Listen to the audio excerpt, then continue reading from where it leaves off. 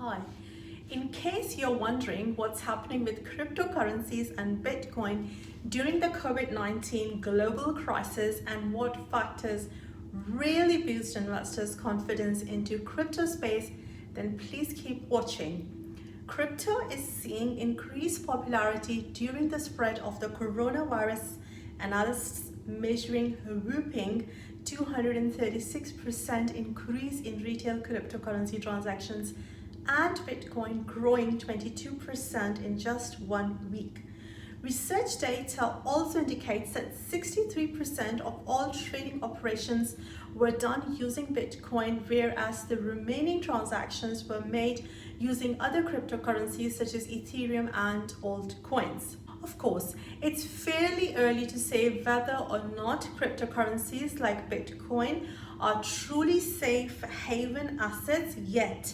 However, a very interesting thing to note is the comparison between Bitcoin and gold. I have made few videos on why Bitcoin and gold are comparable in terms of being safe haven. I'll leave the links to those videos in the description box.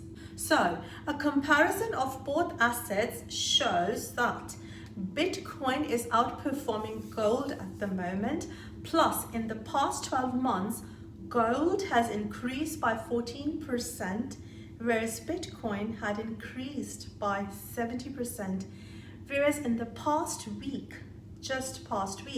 gold is down 4% and Bitcoin is up 22%. So of course there are some interesting unseen or purposely hidden, I would say, movement surely going on. But what is so special about Bitcoin's performance during the pandemic we are experiencing as I speak?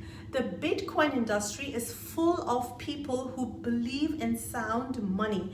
You may or may not know, you would agree or disagree, but the fact of the matter is that crypto and Bitcoin believers had spent last decade educating themselves on the technical and economic aspects of Bitcoin.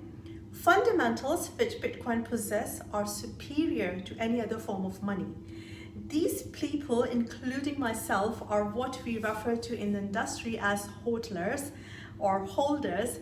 They understand Bitcoin's long-term potential and continue to educate themselves and others on this incredible asset. These are the futuristics or the crazy ones, as I always say, who are actually and silently buying Bitcoin at these low prices. Obviously, circumstances hadn't always been bright for Bitcoin and fellow altcoins.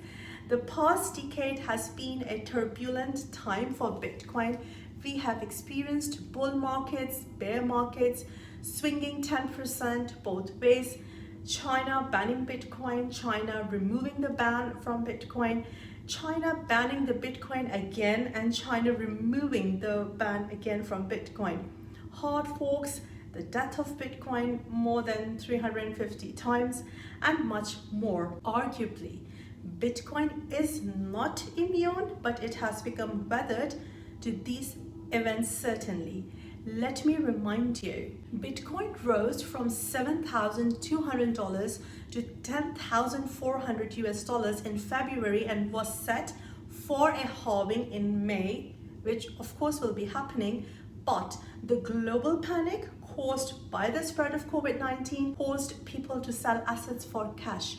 People have often promoted Bitcoin as a safe haven asset, but the reality is that we have never experienced or lived through a crisis that has had the opportunity to test this theory until now. In the beginning of the pandemic, as the Bitcoin price dropped alongside everything else, people were far too quick to dismiss it as a safe haven asset. However, what people on the outside fail to see is how resilient Bitcoin has been over the last 10 years to events around the world, and this time is so far proving no different. The price has very quickly bounced back, as it always has done, while other assets and stocks have continued to decline or slowly settle. As an example, Bitcoin's surge is mirrored in the wider crypto market, with the total market capitalization of all crypto rising by around 16 billion to reach over 213.5 billion USD. Bitcoin is now sitting at its highest price in the past month, though it has yet to recover the levels seen prior to its crash in March this year. Ethereum, the second largest coin by market capitalization, is also seeing notable gains. And other interesting data that I would love to share. Crypto exchange such as Coin Corner is reporting an increased signups by 40% from previous weeks.